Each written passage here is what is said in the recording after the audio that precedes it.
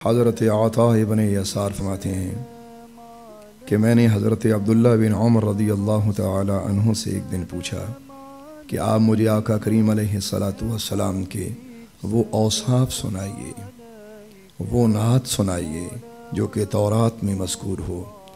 تو حضرت عبداللہ بن عمر نے فرمایا واللہ، خدا کی قسم، تورات میں بہت سے وہ الفاظ ہیں جو کہ قرآن کریم میں موجود ہیں۔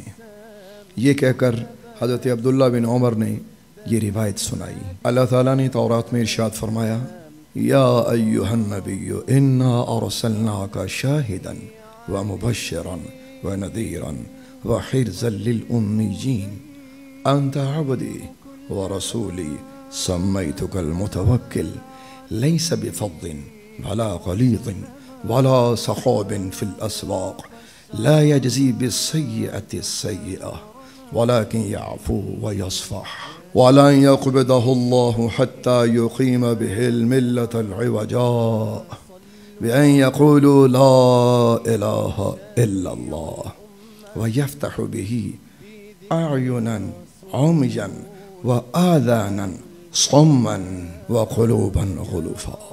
اللہ تعالیٰ نے ارشاد فرمایا اے حبیب، ہم نے آپ کو شاہد بنایا، مبشر بنایا، نذیر بنایا اور ان پڑھوں پر نگہبان و نگران بنایا۔ اے حبیب، آپ میرے بندے اور میرے رسول ہیں اور میں نے آپ کا نام متوکل رکھا ہے۔